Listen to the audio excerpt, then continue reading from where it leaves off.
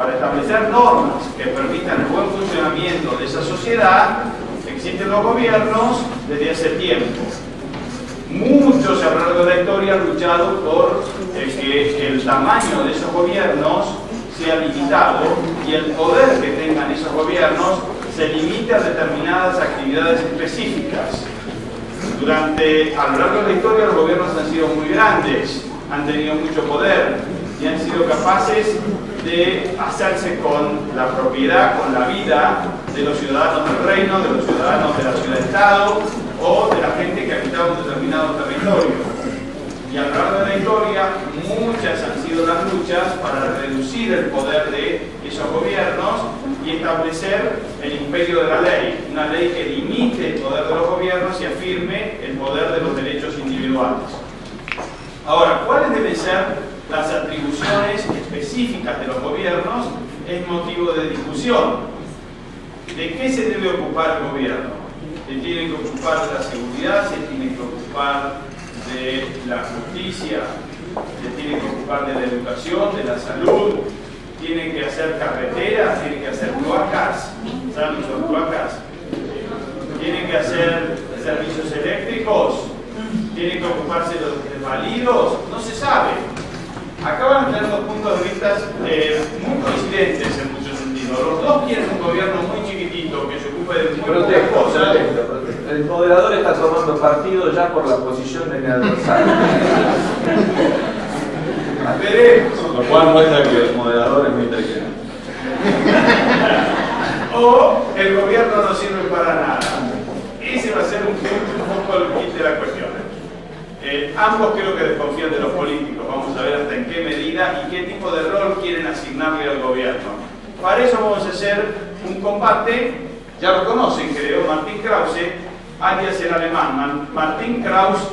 La mamá cuando lo vio nacer, le pareció semejante cabeza, dijo, Krause, Y de este lado tenemos a Kachan Oski, el hijo de Kachan, importado de Polonia, llegó a la Argentina a principios del siglo y creó semejante intelectual. Este es hijo de alemanes, también llegó a principios del siglo a la Argentina también y ha salido bastante bueno el hombre. Vamos a ver qué son capaces de desarrollar aquí. El debate se va a desarrollar en estos términos. Van a tener 5 minutos para un poco exponer su tesis principal y cuál es la visión que tienen del gobierno, para qué sirve. 5 minutos Krause, 5 minutos Kachanowski. Después van a tener la posibilidad de hacer unas reflexiones adicionales, 5 minutos cada uno, y después se abre el fuego durante 20 minutos para que se interrumpan, para que digan lo que quieran. Después de estos 40 minutos, tenemos otros 40 minutos adicionales para discutir con el público y para contestar preguntas, opiniones, insultos y lo que les venga en gana decir. Es un ambiente de libertad, un ambiente donde se espera de ustedes que compartan sus razonamientos sin protocolo. Si hay algo que hemos observado en la sociedad guatemalteca es que son muy protocolares. Queremos romper el protocolo, no quiere decir que nos pueden tirar tomates acá. No, pero la idea es que puedan debatir y sentirse libres para decir lo que piensan y dar a conocer todas sus ideas. Entonces empezamos el primer round. En este rincón, Martín Krause. Bueno. Debo decir que no tengo, viendo esto de la informalidad, la verdad que no tengo nada preparado, ni siquiera estos 5 minutos que me diste ahora. Pero voy a empezar con el título que estaba por lo menos en los carteles. Y creo que decía, el título decía, si el gobierno es necesario. Es el gobierno necesario. Es el gobierno necesario. ¿También? Sí. Bueno, en realidad, claro, como siempre, ¿no? Todas las preguntas dependen de los matices de cómo se interpreta alguno de los conceptos que están allí. ¿En qué sentido es el gobierno necesario? ¿Cómo interpretamos esto del gobierno? ¿Lo interpretamos como un juego de normas que necesitamos para la convivencia en sociedad? Entonces yo diría que desde ese punto de vista sí es necesario. Interpretamos el concepto de gobierno, por otro lado, como es la definición tradicional de la ciencia política, aquella de que el gobierno es el monopolio de la coerción. ahí estoy dispuesto a discutir. ¿Por qué? Porque mi análisis por lo menos parte, y eso tal vez lo compartimos con Charlie, de que en principio tenemos que, aunque sea para empezar a discutir, tenemos que aceptar, digamos, el derecho a la vida. Si no aceptáramos el derecho a la vida, directamente no habría debate, lo mato a Charlie y se acabó. Pero aceptemos que existe tal cosa que es el derecho a la vida. Sin poder. Además, aparte tendría que tener un derecho a la vida que entiendo surge de un derecho a la propiedad, es decir, soy propietario de mi propio cuerpo, tengo derecho a disponer de él de la forma que quiera, soy propietario de mi cerebro y por lo tanto tengo derecho a expresar las ideas y a desarrollar las ideas que parezcan acertadas. El único límite que tengo para esto es, por supuesto, el derecho de los demás, digamos, hasta donde llega mi propiedad y donde se encuentra con la propiedad de otros, que es el cuerpo, los derechos de expresar las opiniones de otros. Para poder desarrollar y para poder beneficiarme de este derecho a la propiedad, de este derecho a la vida, tengo que estar libre de coerción. Porque si hay alguien que está imponiendo coerción sobre mí, entonces ya no estoy ejerciendo un derecho a la propiedad sobre mi propia vida. Y por lo tanto no puedo decir de que estoy utilizando mi razón y todos los recursos que tengo para sustentar mi propia vida. Sustentar mi vida no es algo que suceda automáticamente, tengo que dedicarle esfuerzo a eso. Y por lo tanto tengo que ser también libre de poder hacerlo, tengo que estar exento de coerción en ese sentido. Desde ese punto de vista, me parece difícil comprender esta noción del monopolio de la coerción, porque entonces estoy diciendo, o me parece que estoy diciendo por un lado, de que la coerción es necesaria, que se me aplique a mí, que de alguna forma alguien me diga que necesito aceptar de ser coercionado, y por otro lado no solo eso, sino que además aquel que aplique la coerción tiene que ser monopólico, lo cual me lleva a algunos cuestionamientos con respecto a otras cosas que pensamos en áreas en las cuales somos, por lo menos uno está un poco más avesado en el área de la economía, ¿no? En realidad, cuando razonamos económicamente, no tenemos una buena opinión de los monopolios. Y además creemos que obtenemos los buenos bienes y servicios a través de la competencia y no a través del monopolio. Entonces no veo por qué, o quisiera ver por qué tengo que dejar de lado este principio aquí. Creo que a lo mejor algunas características especiales de los servicios o de los gobiernos que hacen que tenga que ser monopólicos, serán, no sé, tal vez monopolios naturales, algo de ese tipo, pero si no parece que pensáramos lo mismo respecto a otro tipo de monopolios a los cuales entendemos que la mejor forma de eliminar su poder es a través de la competencia. En fin, por otro lado, debo decir, adelantándome a la exposición de mi colega acá rival en este momento, que no me desagrada, digamos, el paradigma, para llamarlo así, liberal clásico, que es el del gobierno limitado, el de tener un gobierno pequeño que cumpla las funciones limitadas, de proteger los derechos, por ejemplo, estos que mencioné al principio, derecho de propiedad, derecho a la vida, etc. Me da la sensación de que ese es un paradigma que la evidencia histórica muestra también de que no ha podido mantenerse limitado. Ha fracasado en su aspiración de mantener un gobierno pequeño, ilimitado y restringido a esas funciones. ¿Por qué? Bueno, en cierta forma tal vez por lo mismo de este análisis económico del monopolio, porque no podemos pretender de que el monopolista no use el poder del monopolio. Una vez que lo tiene, lo va a usar. ¿Y lo va a usar para qué? Para para agrandar el poder del monopolista.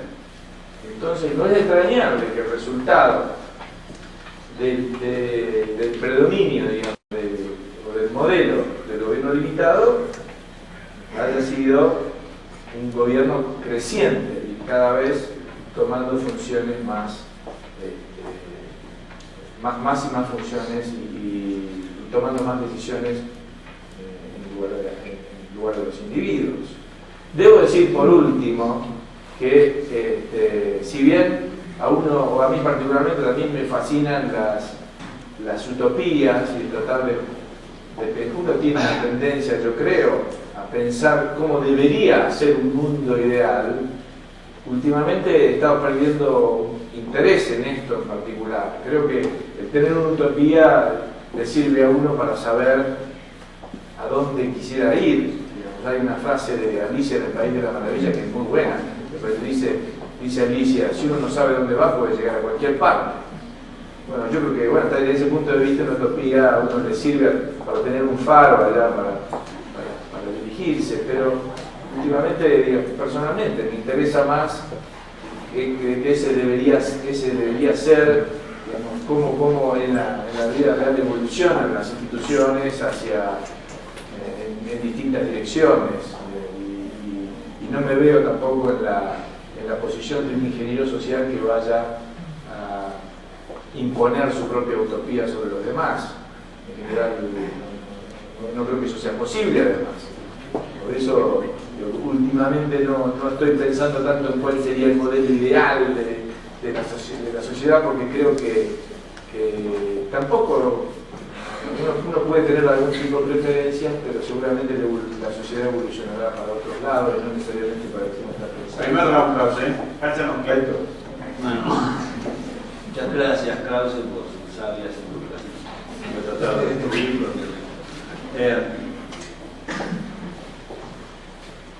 Mi esquema de razonamiento en defensa de un gobierno limitado o liberal clásico viene un poquito de la siguiente manera.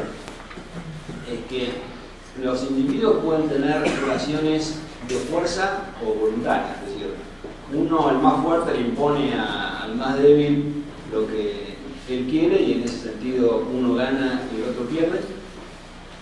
O las relaciones son voluntarias y entonces ambas partes se ponen de acuerdo, lo cual significa que si se ponen de acuerdo ambas partes ganan.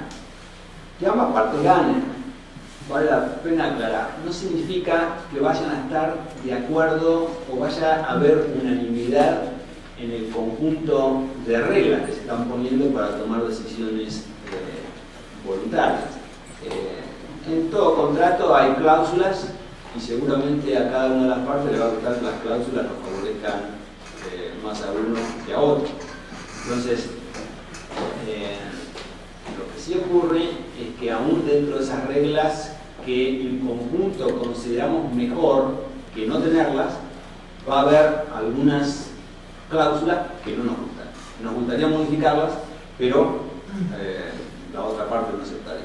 Es como decir, en un contrato de alquiler, al que está alquilando le gustaría que el alquiler sea más alto, y al que el dueño del departamento le gustaría que sea más bajo, que las condiciones sean distintas. O sea, las cláusulas nunca van a ser, nunca va a haber unanimidad en las reglas.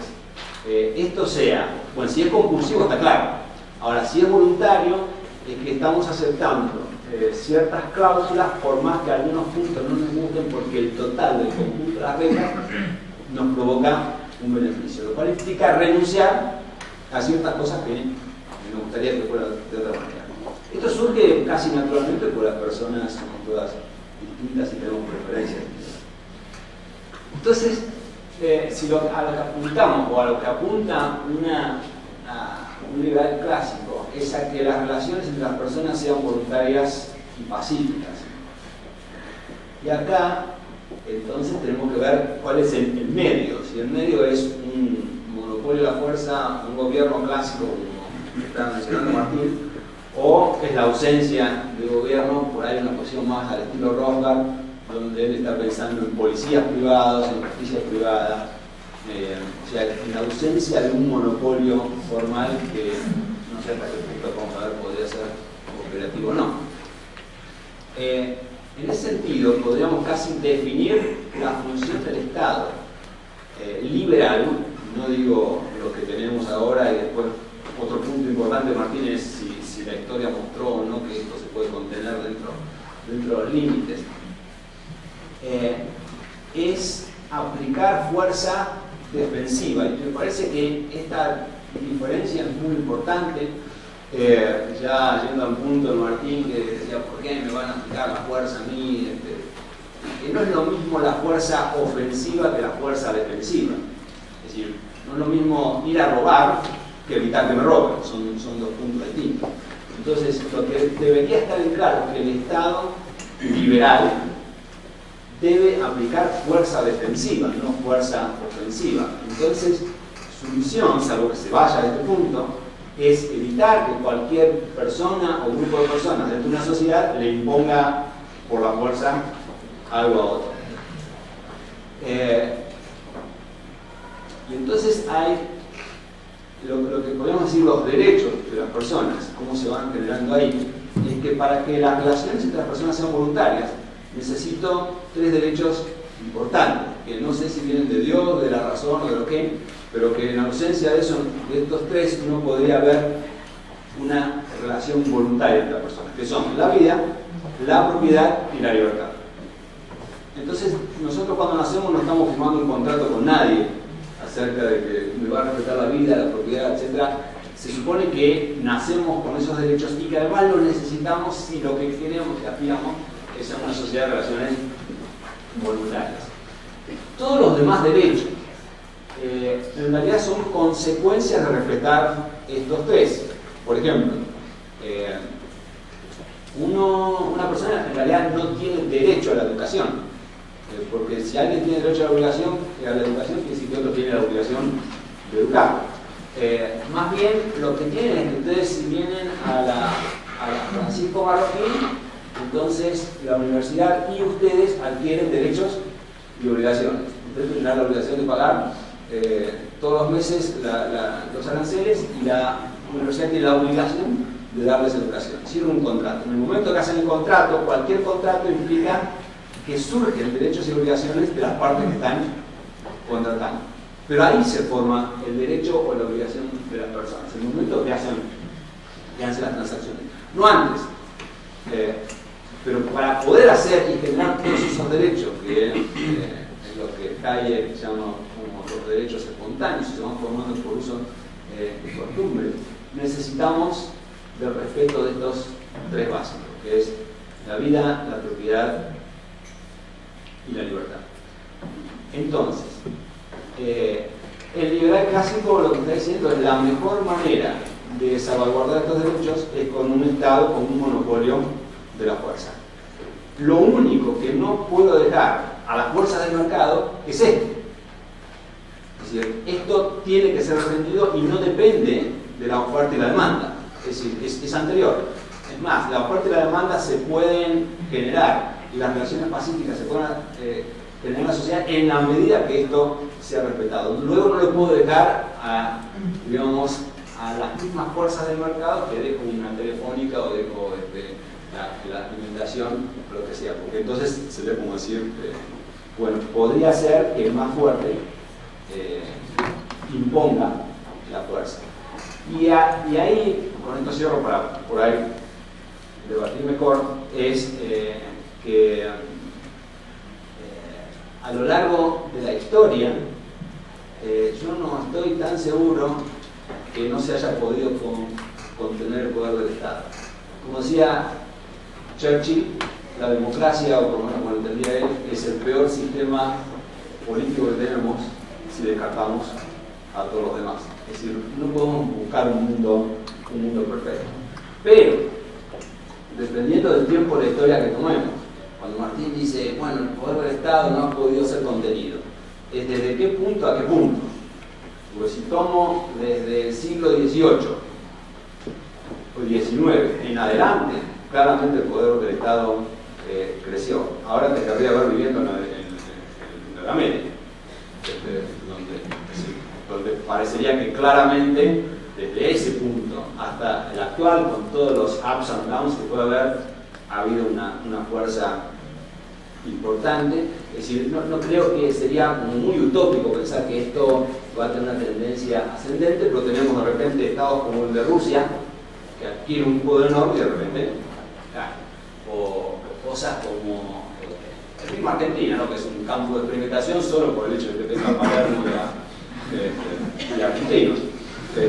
Bueno, el hecho de que tenga argentinos es que de repente era una sociedad a fines del siglo pasado muy liberal, un país creciente, muy rico. Viene un señor que se llama Perón, que era un loco.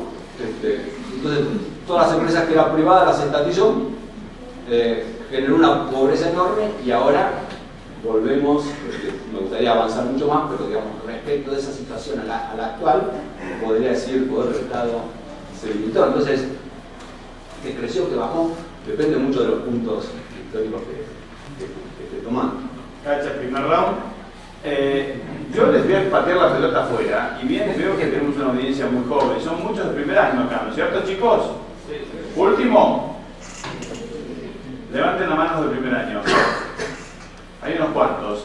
Entonces, mi intención es que le dediquemos 3 minutos, como moderador me autoarrogo ese poder, a explicar por qué, por eso me revelan acá los contrincantes, a explicar por qué ustedes dan por sentado que el gobierno no tiene que asumir otro tipo de funciones.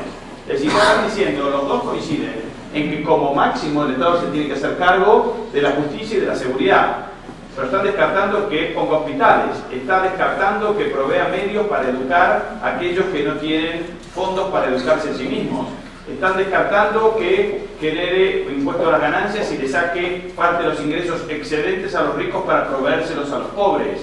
Está descartando que arme carreteras para mejorar la circulación en el país. Están descartando toda una serie de opciones que los gobiernos modernos están asumiendo a su cargo, la parte de seguridad social. ¿Y por qué me dedican 5 minutos a explicar por qué ustedes creen que como mucho el Estado tiene que hacerse cargo de estas dos funciones de coerción? ¿Por qué no le dedicamos tiempo? Porque no es eso lo que venimos a discutir, Martín. No importa, no cambiemos el moderador. Por eso no dedicamos el tiempo. Chicos, ¿quieren que toquen esos temas los asistentes, acá los contrincantes? Pero los contrincantes no quieren. Puse al público. Venga otro. Le damos 3 minutos a eso, a explicar un poco por qué no. Concédanme 3 minutos. Bueno, no, yo lo voy a atar con mi punto anterior. ¿Cómo no va a hacer eso el gobierno si le das el poder de que lo haga? Lo va a terminar haciendo. ¿Y no es bueno eso? Sobre todo, digamos, en un gobierno basado en la democracia. El gobierno basado en la democracia tiene esos. Miren, es cierto, comparto probablemente esta frase que cita Charlie de Churchill, de que todavía no hemos visto en la práctica tal vez algún sistema superior, pero lo cierto es que también tiene incorporados mecanismos que lo llevan inevitablemente a esto, porque, para ponerlo en términos simples, el político tiene que ganar las elecciones y tiene que ser reelecto. Es todo no voy a entrar aquí en es todo el public choice, digamos, que explica por qué tiene el interés de incrementar el poder del gobierno. Entonces no hay que extrañar de que suceda. El tema es entonces que estando esos incentivos allí, el político que tiene que ser reelecto o que tiene que ser elegido prometiéndole más cosas a la mayoría, y esas cosas son todas las que vos mencionaste, hospitales, y después de hospitales más, y me alarma la evitar que suceda. Lo que suele suceder, lo que vemos en la historia, es cierto que vemos vaivenes. ¿Por qué? Porque los políticos se desbocan, gastan hasta que quiebran. Cuando quiebran empieza un recorrido hacia abajo, hasta que después más o menos pusieron la casa en orden y vuelven a gastar, hasta que vuelven a quebrar y así sucesivamente. Eso es más o menos lo que vemos en la historia. No, me parece que estás exagerando. Pero quiero volver a los puntos anteriores. Quiero volver a elaborar y volver. No estás diciendo mentiras. No importa. Pero quiero volver a los puntos anteriores. Martín, vamos a hacer la proceso otra vez. Y ahí se acabó la charla. Vamos a terminar criticando al moderador y en vez de venir a pelear nosotros, vamos a pelear algo. Bueno, porque Charlie plantea, fíjate algo importante que dice, que yo estoy de acuerdo con él, que uno va ejerciendo, digamos, su libertad a través de la realización de contratos voluntarios. Pues yo quiero preguntar dónde está el contrato en esta figura que es el Estado. Para poner en términos simples, yo no firmé nada. ¿Quién me hizo firmar? Yo no firmé ningún contrato. Y si lo firmaron mis ancestros, aquellos que se reunieron una vez en un congreso y dijeron representar a todos los demás, en ocasiones en las cuales no había ni la más mínima democracia, porque a lo sumo le dieron un poder y dijeron vayan a redactar una constitución, a los únicos 5 que sabían leer, porque el resto no sabía. Entonces, si eso me tiene atado todavía a mí, yo me pregunto, yo no firmé nada. Entonces, y es más, si me vienen a preguntar ahora si quiero firmar, no sé, entonces quiero discutir en qué condiciones voy a firmar el de entregar mi libertad a esta gente que después me va a venir a aplicar la coerción sobre mí. Bueno, ese no es, me parece que no es lo que los liberales clásicos dicen. Es decir, una cosa es que vos critiques lo que pasó en la historia, otra cosa es criticar lo que un liberal clásico dice. Porque los dos, en realidad, tanto anarquistas como liberales clásicos están de acuerdo en que el gobierno sea extralimitado. Entonces, están buscando soluciones a ese problema. Mientras que el liberal clásico está diciendo, yo le debo poner límites a esto y buscar los mecanismos por los cuales le pongo un límite, la oposición anarcocapitalista terminó con esto. Entonces, el problema de que el gobierno ha crecido y dependiendo de los puntos de la historia que tome, yo creo que es un punto compartido. La preocupación del liberal clásico es cómo limito el poder. Entonces, el Estado, bueno, si es mi punto de vista... Perdón, pero hay otra cosa. ¿Cómo limito el poder? Primero tenés que justificar por qué tal cosa como el poder... Si no me dejas hablar, no puedo... No, bueno, pero es que te estás desviando. ¿A qué vinimos a pelear acá? Si no se aburre, el moderador, usted tiene que salir, me dieron cuenta, no quiero más. Tenés que justificar por qué tiene que haber tal cosa. Ahí coincido, justifique, Cachana. Es más, ¿por qué tiene que haber tal cosa? Tendrías que explicar cómo es que nació de un acuerdo voluntario entre todas, porque será esa la teoría que tendrás atrás, la del contrato social. No, ahí está, ¿ves qué tal? A ver, bueno, explica. Entonces el Estado es fruto de la violencia. Bueno, se origina Casi 100% déjelo elaborar. La teoría del contrato social no es la única que da justificación y origen al Estado, entre Rousseau o Locke. Y cuando vos decís no me senté a firmar ningún papel, yo tampoco. Pero esa no es la explicación. La explicación, más bien, desde el punto de vista analítico, comparto más la de Hume y que mirando la historia te das cuenta que es así. Es decir, el Estado no nace porque se sentó un grupo y dijo vamos a formar el Estado y entonces yo que tengo que ver, ahí puedo invitarte a la tarta de abuelo y firmo algo que yo no tengo nada que ver. Más bien la explicación es el Estado nace por la fuerza, y eso es cierto. O sea, gracias. Punto concedido, gracias. Lo que ha ocurrido históricamente es que un grupo de salvajes en un mundo similar al que vos proponés tenía más fuerza y le impuso cosas al resto. O sea, el nacimiento, digamos, del poder es la ausencia de gobierno. Lo que vos estás proponiendo es como diciendo, bueno, el más fuerte... Yo todavía no propuse nada. Por ahora, okay. Entonces, es decir, si hay algo que la historia muestra es que el que tenía más fuerza le impuso condiciones al que tenía menos fuerza. Lo cual, eso no implica un contrato social, por lo menos con el que estaba oprimido. Si te oprimía, acá lo hacían esclavo, lo mataban, etc. Pero sí, podrías decir que hay una especie de contrato explícito o implícito entre el grupo que imponía.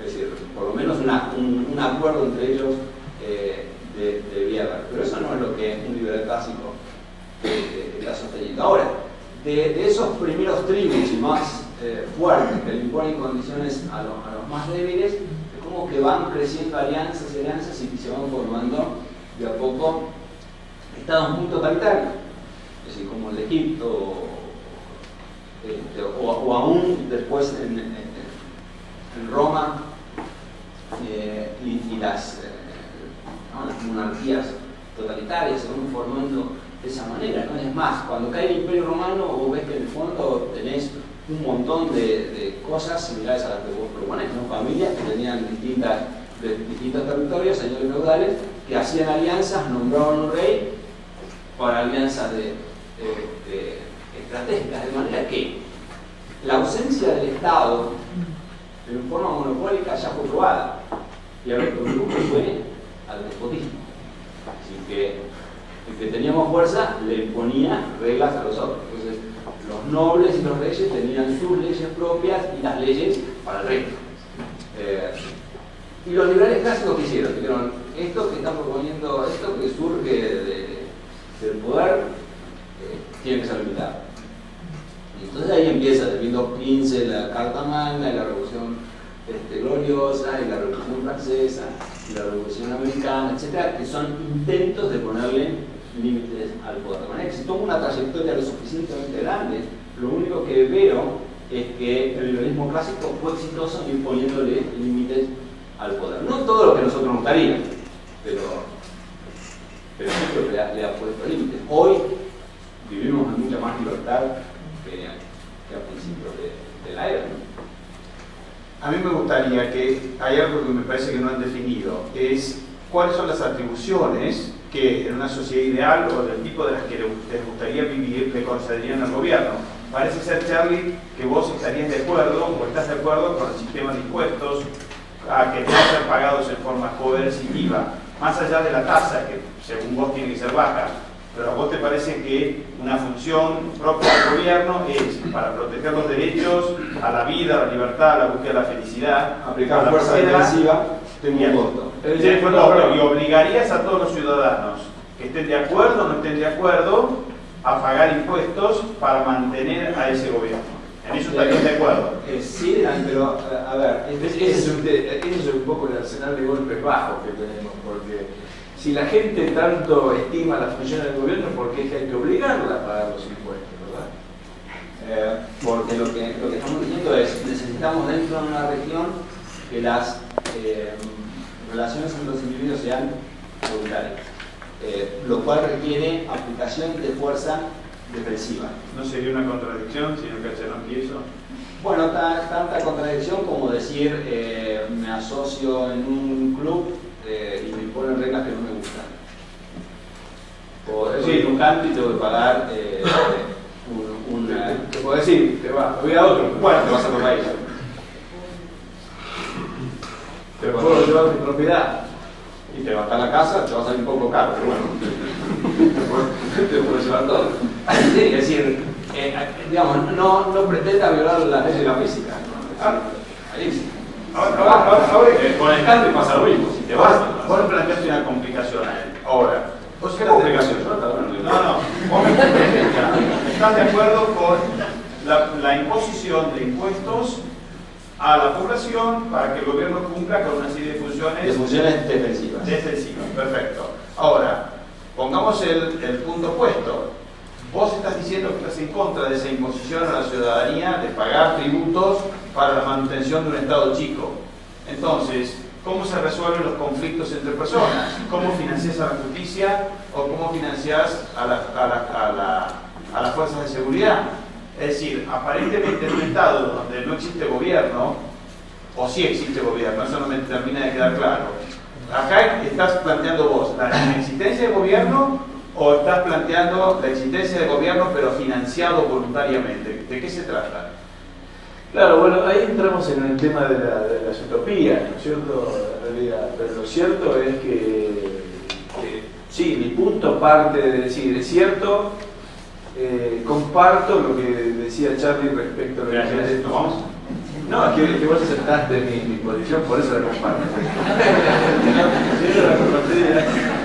Es decir, Charlie ha dicho que el origen del Estado es la violencia, y entonces yo comparto eso. Pero no el Estado liberal. Siendo el origen del Estado, después vinieron los liberales y quisieron contenerlo, digamos, pero siendo el origen del Estado la violencia, por eso me parece más perjudicial todavía encima darle el monopolio, ¿no es cierto?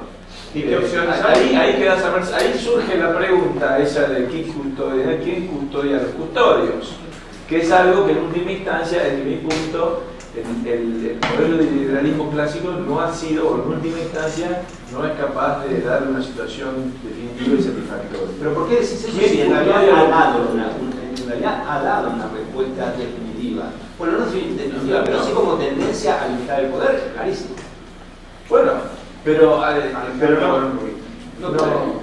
Es decir, ha presentado un modelo que en determinadas circunstancias, por ejemplo, déjame decirte, cuando el liberalismo clásico redujo el poder del Estado, que yo comparto que eso fue así, no era democrático, no votaba la gente, ahí votaban los taxpayers, nada más los que tenían propiedad. No, o sea que en última instancia, ahí de nuevo te queda pendiente la pregunta de quién custodia a los custodios, porque esa gente se había arrojado, si querés, el control fueron como los dictadores sabios, ¿no es cierto? Porque tuvimos la suerte de que esta gente quiso ir para ese lado, para hacia algún lugar, porque eran los burgueses o porque lo que fuera, quisieron ir para un ámbito de menos regulación estatal y quisieron liberar, bueno, no sé si no quisieron liberar lo que ellos querían ver liberado para sus propios intereses también, uno lo podría interpretar desde ese punto de vista, pero era,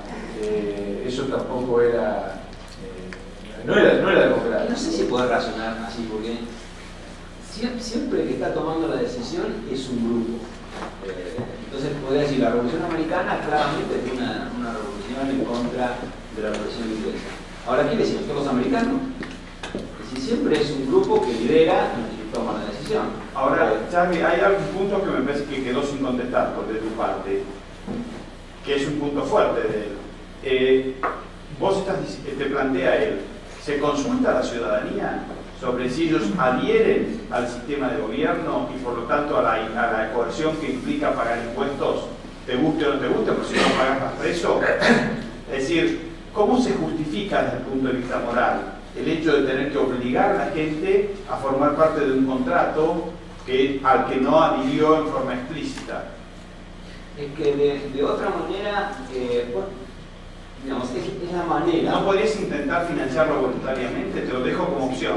Voluntariamente significa. Así como cuando vas a un bar, dejas propina a un mozo. Si el gobierno cumple funciones con las que adherís, ¿no sería lógico que voluntariamente la gente adhiriera a ese mecanismo de financiación del gobierno? Dado el supuesto inicial, que era que para que haya relaciones voluntarias necesitas propiedad, libertad y vida, y que esto no puede estar sujeto al mercado, entonces pasa lo siguiente: todo lo que podrías decir es derecho privado y que surge de las transacciones entre las personas, podrías en una primera instancia decir, cuando hago un contrato establezco derechos y obligaciones y puedo establecer hasta un árbitro privado.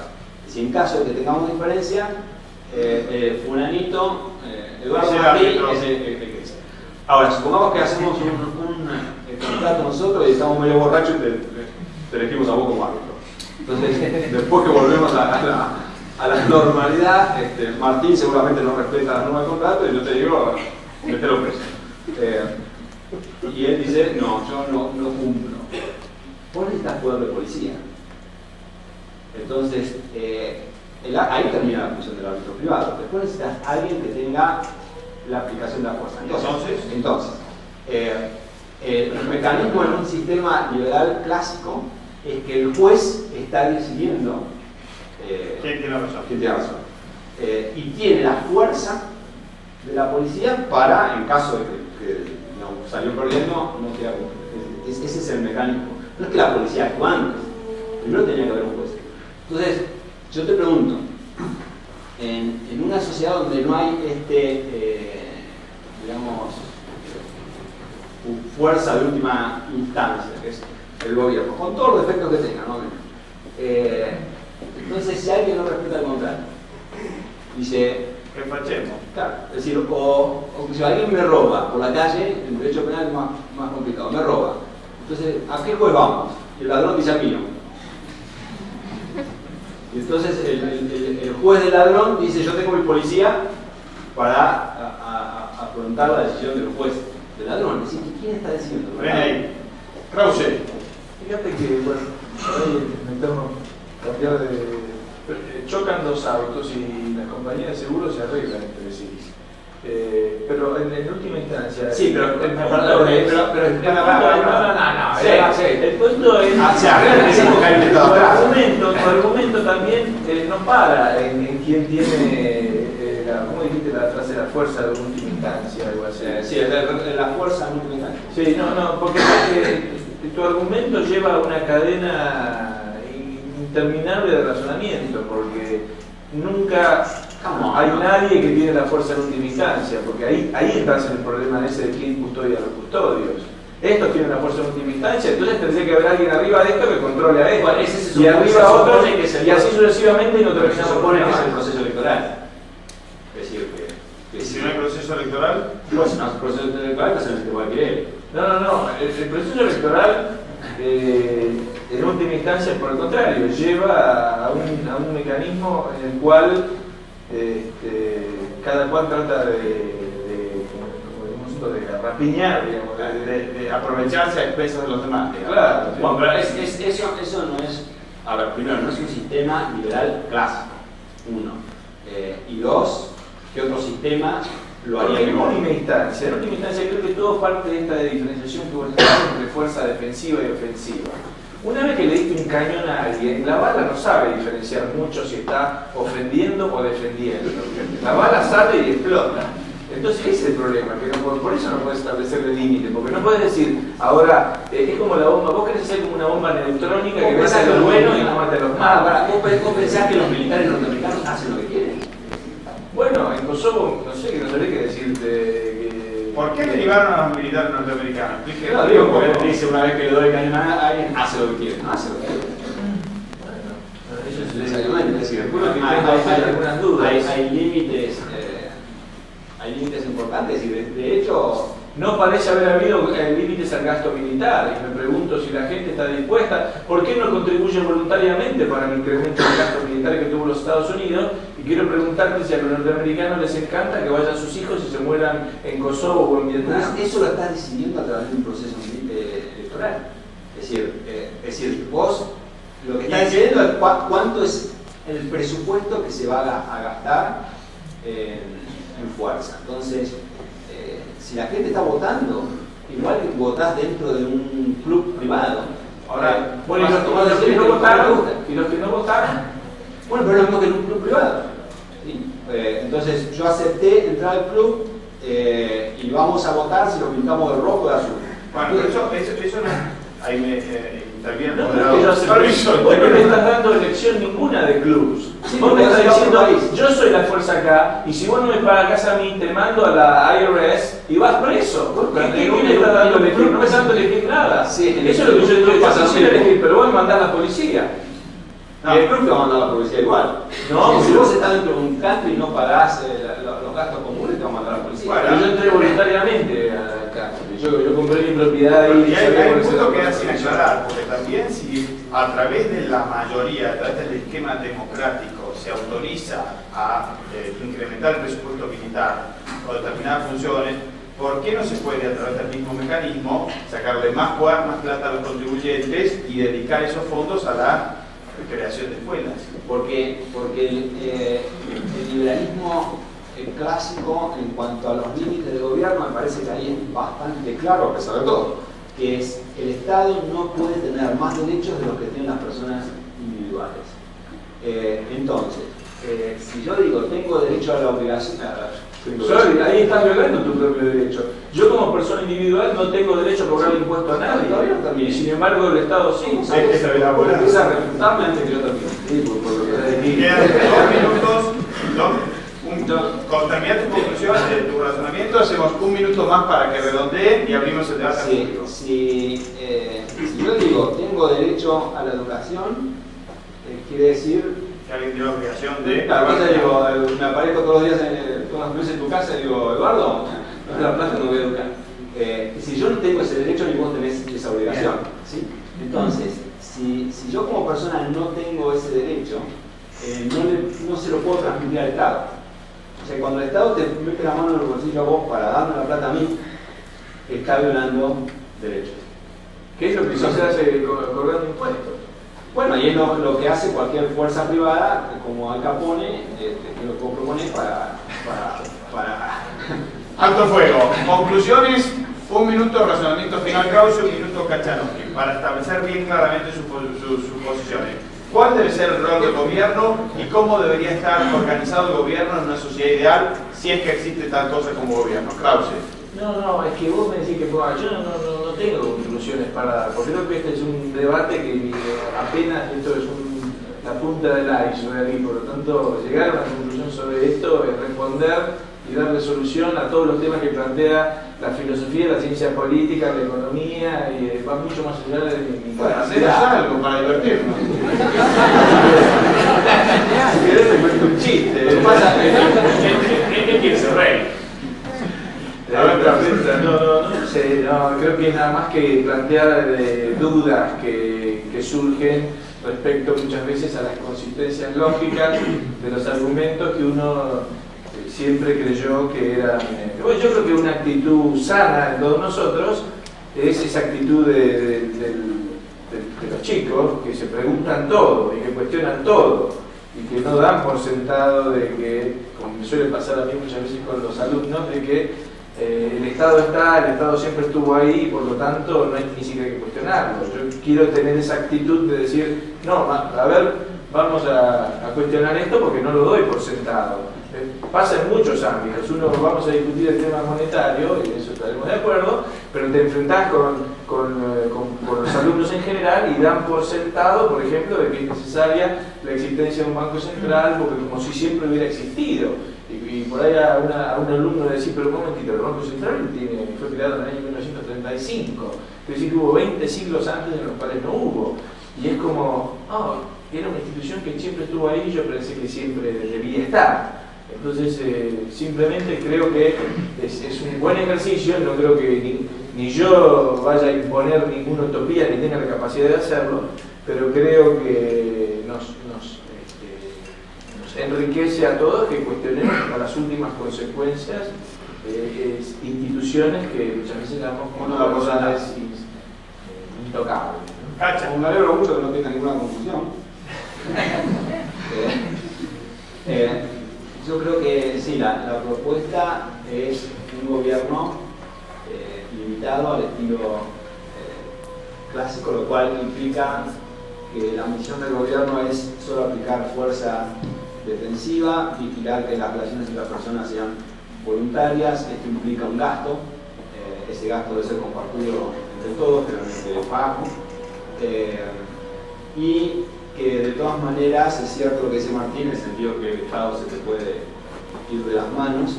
No creo que haya una solución alternativa mejor. Admito el punto de que el Estado y la fuerza del Estado puede crecer, pero lo que no se me ocurre es que pueda haber algo mejor a esta alternativa y que en última instancia lo único que le pone límites al poder no son tanto las normas, sino la educación de la población. Entonces, en la medida que la población esté bien educada, entienda cómo funciona el mercado, entienda cómo funcionan las leyes, entienda moralmente qué es lo que puede pedirle y no puede pedirle al gobierno, que alguien cuando dice quiero protección se sienta mirado por la población como diciendo vos querés ganar más plata, quiero privilegios. Es decir, eso es un problema básicamente educativo. Y cuando la población está mejor educada, entonces las chances de que algún gobernante demagógico intente mentir tienden a disminuir, ¿no? Y se profesionaliza un poco más. Es cierto. Después de un punto, después no sé, lo voy a pensar. O sea que yo te diría, el límite final al poder me parece que pasa por una población. Una pregunta adicional. ¿Pensás que en el futuro, en los siglos que están por venir, el mercado va a poder proveer alguna alternativa en forma espontánea para los servicios que actualmente brinda el gobierno? A ver, uno creo que a medida que pasa el tiempo, con los vaivenes que mencionaba, el poder del Estado va a tender a disminuir. Esto de la tecnología, internet, contribuye bastante. Y tal vez, no sé, haciendo ciencia ficción, la informática pueda en algún momento permitir un regreso a una democracia directa. Porque en el fondo un problema es que si los representantes del pueblo representan al pueblo o se representan a ellos mismos.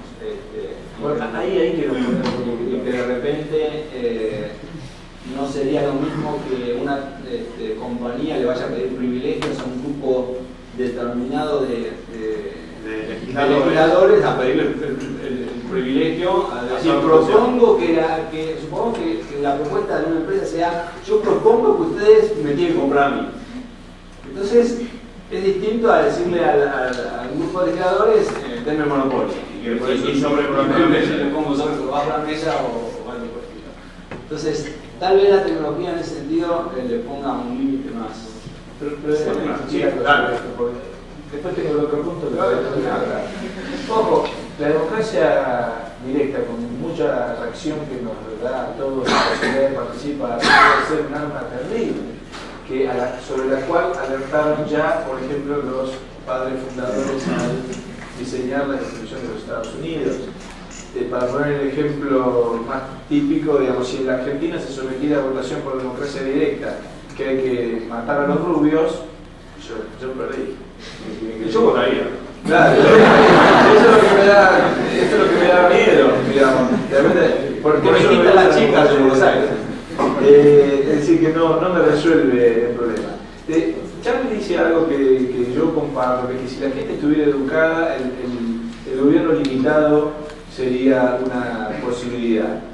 Por lo cual no es demasiado alejado de decir, si todos fuéramos ángeles, entonces podríamos convivir pacíficamente. Pero si todos fuéramos ángeles, tampoco necesitaríamos a lo mejor ningún tipo de gobierno, ni limitado, ni de ningún otro tipo.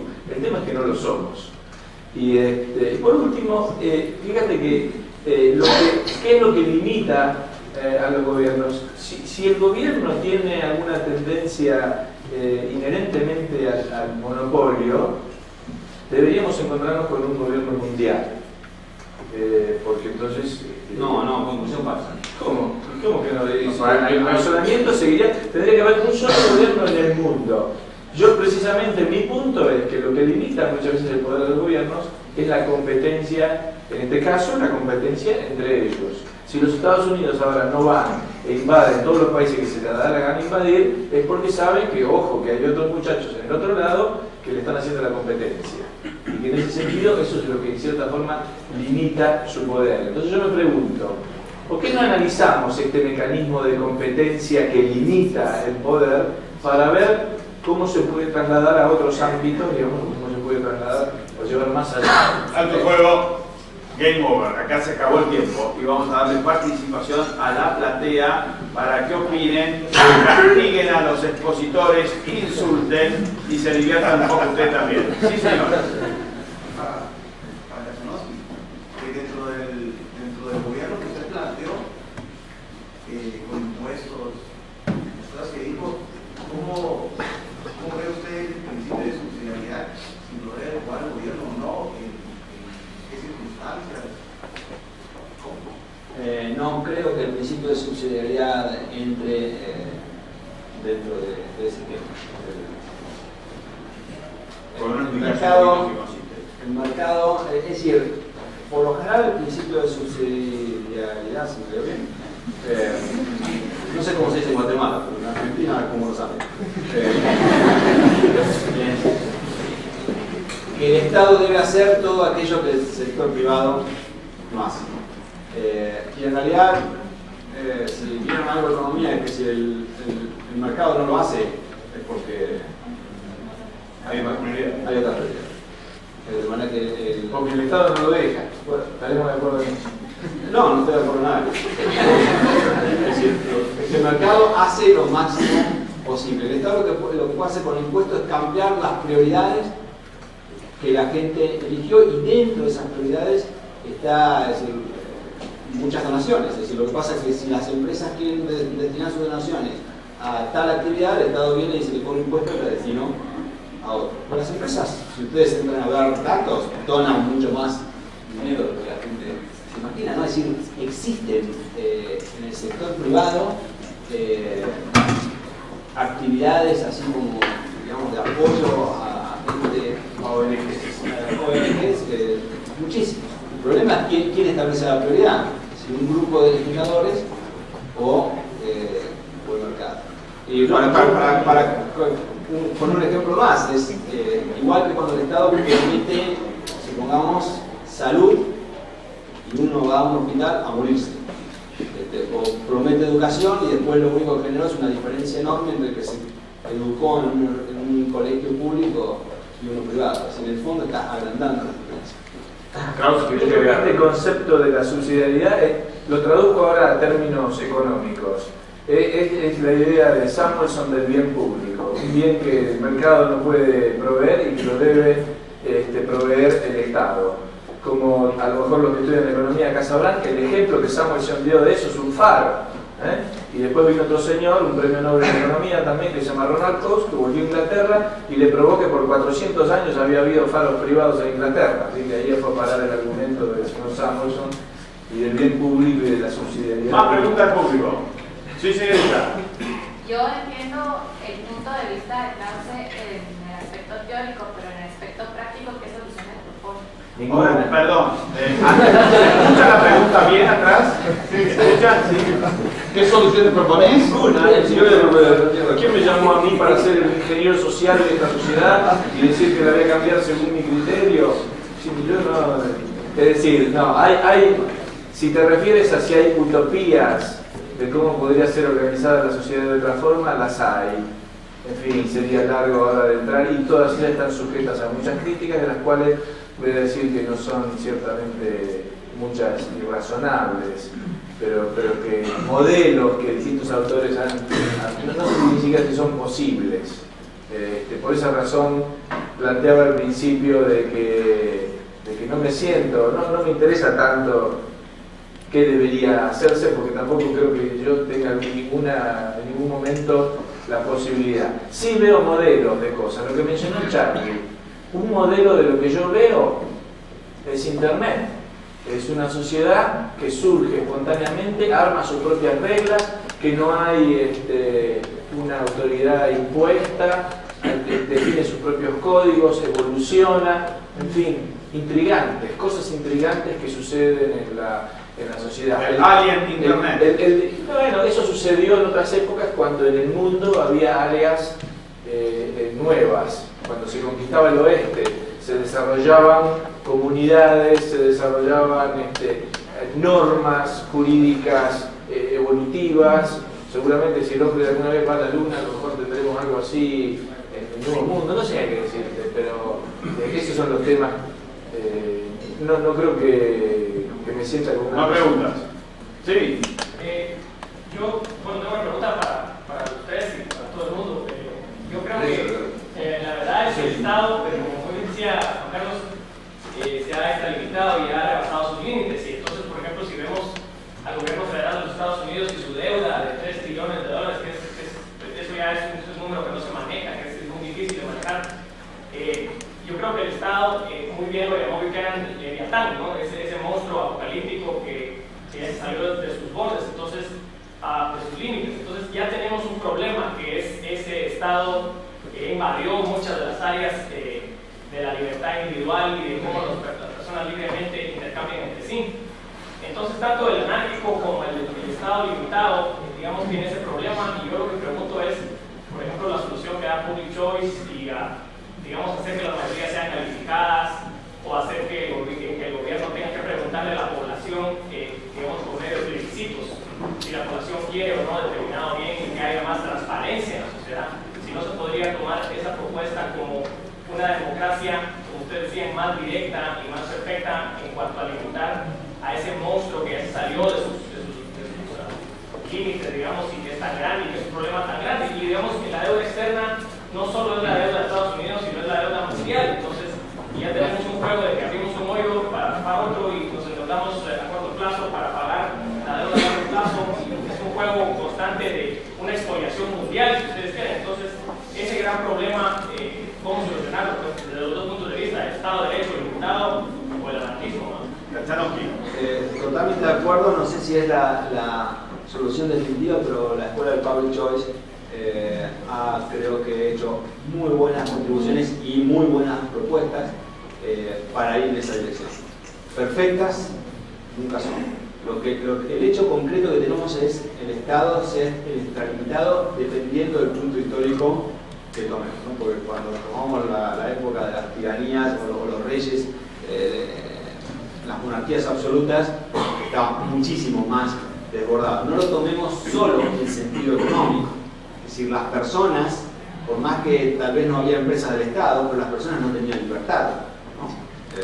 Las mataban con una facilidad espantosa. Entonces, ahí habría que incluir Stalin y Hitler, ¿no? Estamos en el siglo XX.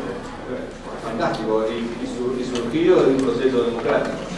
O sea que eso existe. Ahora, frente a ese crecimiento actual, otra situación del Estado que nos preocupa es ¿cuál es la solución? O abro una ley, digo, acá nadie paga impuestos y cada uno se contrata a su policía, a su juez, etc. O digo, tengo que trabajar para limitar este poder, que sería la solución clásica y donde la escuela de Public Choice ha hecho. No, bueno, comenté sobre esto antes. La escuela, ese tema de la democracia directa tiene mucho appeal, tiene mucho así, porque todos supuestamente participamos, pero no te resuelve el problema de los derechos de las minorías. Porque en una situación, suponte que estuviéramos en Estados Unidos y que tuviéramos un gobierno limitado y que además definimos los impuestos por mayoría, yo levantaría la mano de acá y haría una propuesta, que todo el gasto público lo pague Bill Gates. ¿Estamos de acuerdo? El dinero tiene. Entonces votamos por mayoría y lo paga Bill Gates. Ahora me pregunto si eso es respetar los derechos de Bill Gates. Siguiente pregunta. Yo solo quisiera escuchar la opinión de los dos sobre las normas de migración y el derecho a la separación o la autonomía de la región.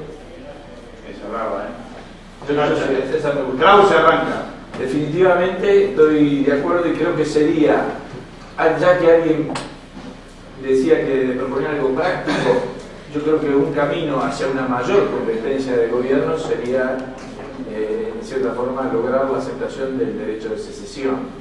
Creo que es importante que un determinado pueblo o cultura, etcétera, quiera tener su propio tipo de organización. Como para ir a un tema muy cercano a ustedes, lo argumentaría yo a favor de, no sé, de las culturas mayas. ¿Por qué? ¿Por qué imponerle el Estado guatemalteco? No les interesa el Estado diputado, ese tipo de cosas, no les interesa, tienen otra cultura, tienen otra organización política y les ha sido impuesto sobre ellos un Estado ajeno a su cultura y a su tradición. Las Malvinas, Krause. Ya que lo tocaste a los mayas, opiné a las Malvinas. Pero nunca los liberales, ni siquiera los liberales clásicos en la Argentina, dijeron que había que invadir ni nada de eso. Creo que en general estarían de acuerdo en el principio de la autodeterminación. Bien. Yo estaría de acuerdo con eso, que los pertenenses decidan lo que quieren hacer. Ahí, en cuanto a las migraciones, creo que no habría que poner límites algunos. En cuanto al derecho a la separación, tengo un problema de lógica, porque yo me imagino que si lo aplicamos, y no sé hasta qué punto podría ser, es decir, Krause diría, yo me separo. Este es mi país, esta es mi casa, no pago impuestos, y yo soy el rey, el presidente. Con Krause, somos dos. Tengo redactada la declaración de independencia. Claro, entonces él declara su independencia y se nombra déspota de su casa. Su esposa y sus hijos. Tendría bastante problemas con eso. No creo, pero bueno. O sea, ¿a dónde lleva la secesión? Es decir, como límite. Entonces, si es un grupo, y acá decimos una provincia, hay que ver si todos los que están habitando dentro de la provincia están de acuerdo. Entonces ahí es como que tendrías un cierto problema de dónde le pones el límite. De hecho, lo que sí creo que es por un problema puramente operativo, no es que los estados crecerían, como dice Martín, a un poder mundial, porque físicamente hay como un límite de cuánto puedo controlar. No sé si la tecnología en el futuro lo superará o no, pero en cuanto a la secesión, en principio diría sí, deben tener derechos. Ahora es, ¿hasta cuándo? Siguiente. Señor. Si confiamos en las virtudes del mercado,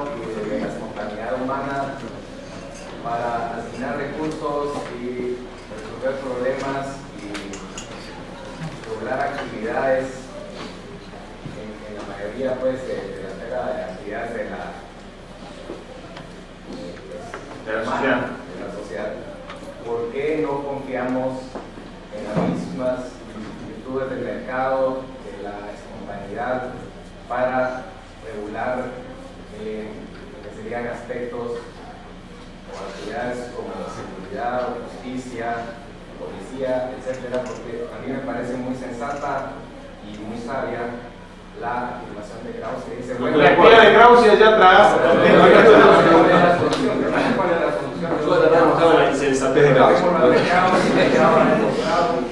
De que puede resolver por otro tipo de problemas. Entonces, ¿por qué en este caso ¿por qué no? es capaz? Vamos a verlo acá, Charovsky en acción. Porque, como les dije al comienzo, toda esa eficiencia en el funcionamiento de la espontaneidad del mercado para lograr una buena asignación de recursos presupone que las acciones entre los individuos son libres y voluntarias, lo cual presupone el derecho a la vida, a la propiedad y a la libertad. Y eso no lo puedo dejar en manos del mercado, porque si lo dejo en manos del mercado, nadie me garantiza, como la historia lo demuestra, que va a triunfar alguien, el que tiene más fuerza, le va a imponer al otro. Entonces, por eso también AT&T tiene un monopolio del mercado de telefonía, entonces ocupámoslo, vamos a Standard Oil o ocupamos a Microsoft. Pero estamos hablando de monopolio de la fuerza defensiva y me parece que es distinto a un sistema donde por eficiencia y sin provocarle daño a otro, yo voy creciendo en el mercado. Es decir, en una sociedad donde las transacciones son voluntarias, ambas partes tienen que ganar. Entonces, un monopolio que crece dentro de ese marco de libertad es un monopolio eficiente y es un monopolio porque ha provocado bienestar para el resto, y si ha sido eficiente. Entonces, digamos, el punto del análisis es, en una sociedad de pactos voluntarios, todos pueden beneficiarse. Entonces yo pregunto, si hay alguien que mata a otro, o roba, o viola, lo que ustedes quieran, y dice, yo tengo mi juez y mi policía, venga. Claro, hay un punto ahí, perdón, Cacha, ya te interrumpo aquí. Hay un punto que Rothbard presenta muy bien. Es decir, en realidad el mercado provee aquellos bienes y servicios, de acá estoy saliendo del error del moderador, que la gente desea. Ahora, hay bienes y servicios que la gente desea, por ejemplo, la contratación de matones para asesinar a nuestro competidor comercial, que el mercado está dispuesto a proveer, pero tiene que haber un marco de límites, justamente, que es lo que afirma aquí Kachanowski. El punto es cómo se financia ese marco de límites. El punto es, ¿existe la posibilidad de financiarlo a través de mecanismos espontáneos y voluntarios de las personas? Kachanowski es descreído acerca de eso. Krause deja volar su imaginación y dice, y no sé, tal vez. Ese es un poco el punto donde está aquí. Es un chico muy imaginante. O para estar un poquito más arriba, tal vez, y para dar una respuesta un poquito más sofisticada, digamos, por lo menos en términos. La posición de Charlie me parece que implica de que previa al mercado tiene que haber un Estado que imponga el derecho de propiedad o que lo haga respetar. Es decir, por ahí no acepta esto, pero me da la sensación de que su posición está diciendo primero es el Estado y después el mercado. Yo para eso traería a colación acá la moderna teoría de los juegos, que en cierta forma ha demostrado. La teoría de los juegos es una falacia desde que comienza hasta que termina. Que ha demostrado que cuando los individuos se encuentran en situaciones de juego repetidos, la cooperación surge espontáneamente, o para ponerlo más técnicamente, cuando nos encontramos en situaciones de dilema del prisionero que se juegan de forma repetida, la cooperación surge espontáneamente. Es que la teoría de los juegos, muchachos, el público reclama. Sí. No, me hace una duda que estaban hablando de esto. Yo veo que Kachanowski dice que primero fue el Estado y luego el mercado. No. Y yo me pregunto, ¿pudo haber sido primero el mercado que dio como consecuencia el Estado? Yo Krause habla por mí. Yo no dije que yo no iba a aceptar, pero que yo era lo que entendía de toda su propuesta. Sí, entendiste más, pero ahora.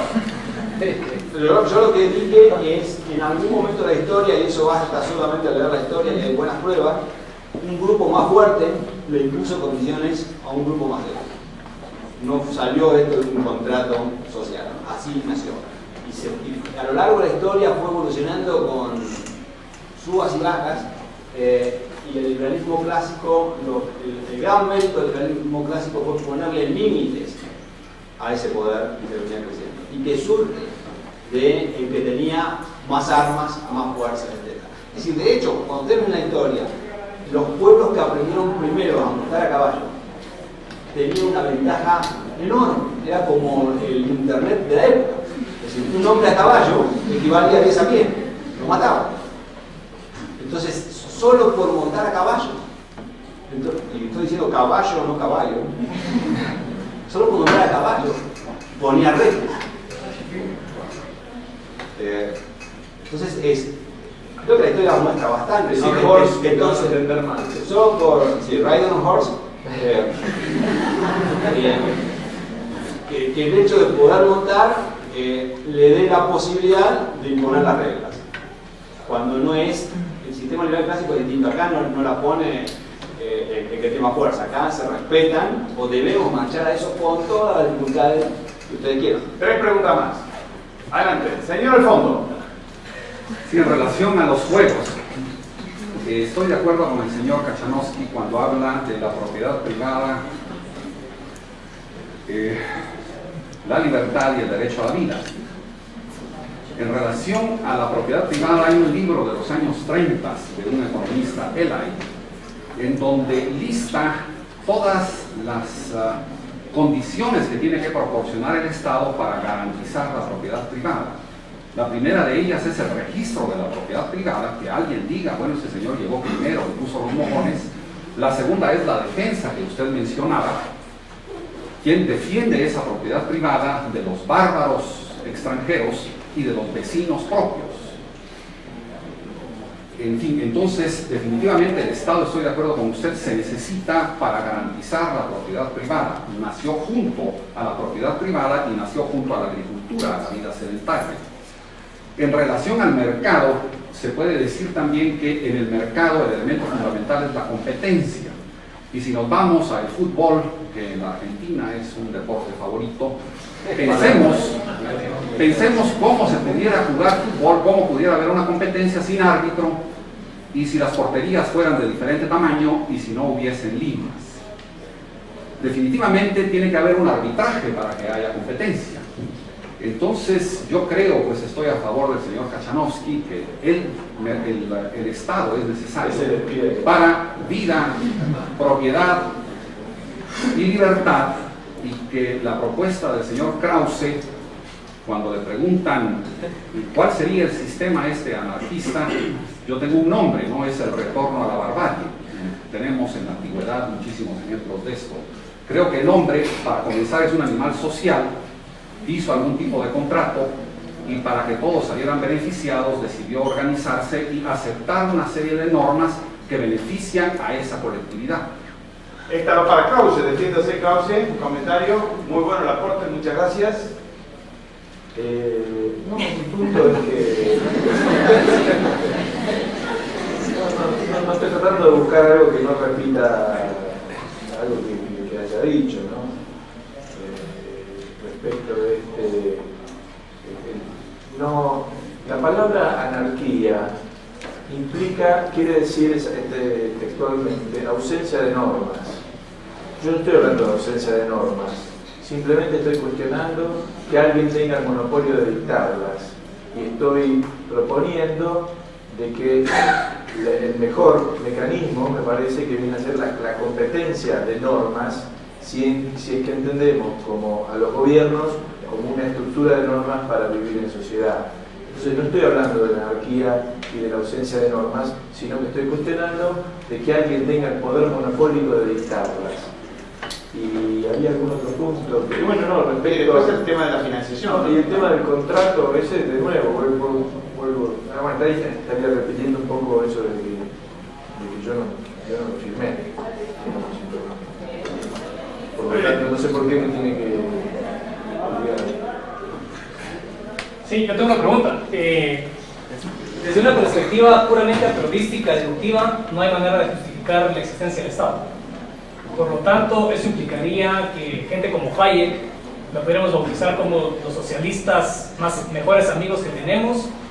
¿O cuál es la posición que nos llevaría a seguir el apriorismo y el deductivismo a su última instancia? Charlie iba a responder a esto porque Mises es a priorista y es liberal clásico. Sí. No, yo tengo gran respeto. Sí, me parece que no estoy de acuerdo con que el apriorismo no lo lleva porque está claramente definido en la acción humana. O sea, que todo esto que estoy diciendo, si las relaciones entre las personas son voluntarias o compulsivas, viene de Mises, ¿no? Entonces, las personas actúan para pasar de una situación menos satisfactoria a otra más satisfactoria. Eso implica respetar el derecho a la propiedad, a la libertad, a la vida. Entonces, si esto no se respeta, no estoy dentro de ese sistema. Y de ahí, entonces, cómo surgen las normas y cómo el Estado es el que garantiza eso. Y si no lo garantizo, que es cierto que se va de la ciencia económica. Lo que la ciencia económica, la galáctica está diciendo es qué conjunto de normas es la que garantizan que se asignen mejor los recursos. Y Mises mismo admite en misión de la ciencia política buscar qué sistema político y de normas logra mejor ese entorno. Es todavía algo por perfeccionar y en ese sentido parece que Hayek ha contribuido bastante con todos los errores que puede tener, pero en esa dirección. Yo quiero volver un minuto antes también a la pregunta anterior respecto de la anarquía o las normas. La existencia de normas, mi punto va a ser, no presupone un monopolio de la fuerza.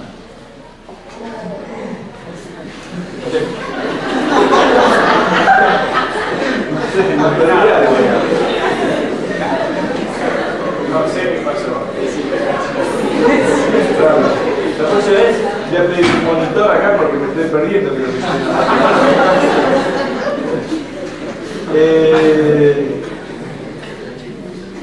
Cualquier truco es válido en lo que vale. Lo que quiero decir es que la existencia de normas no presupone un monopolista, un enforcer, digamos, alguien que...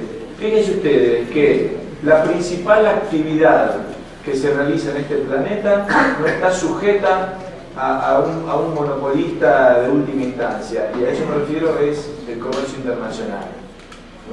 ¿Cuál es el gobierno mundial que regula y aplica los contratos del comercio internacional? ¿No? Pero generalmente se aceptan algunos tribunales, ¿no? Pero te voy a poner otro ejemplo. En las sociedades antiguas, por ejemplo, yo creo que el origen de la sociedad, más que la violencia, es la división del trabajo, la cooperación vía comercio, vía intercambio. Y hay unos trabajos tremendamente interesantes que muestran, por ejemplo, cómo negociaban los mercaderes, esos que negociaban en grandes caravanas que iban recorriendo estados de muy distinta naturaleza, y cómo podían cumplir contratos en jurisdicciones diversas sin que hubiera por encima de ellos un monopolista que hiciera cumplir los contratos por la fuerza. Los mercaderes, ese es mi punto, habían desarrollado una serie de normas y de reputación, además de prestigio para realizar esos contratos, que permitían el funcionamiento de ese intercambio y el cumplimiento de los contratos sin la necesidad de una... Señores, son 10:30, yo sé que se mueren de ganas de hablar, 11:30 y prometimos terminar de forma puntual. Yo quiero agradecerles mucho, en primer lugar, al paciente público de haber asistido a este debate, mucho a los panelistas y a la excelente participación de aquellos que tomaron la palabra. Para todos pido un fuerte aplauso.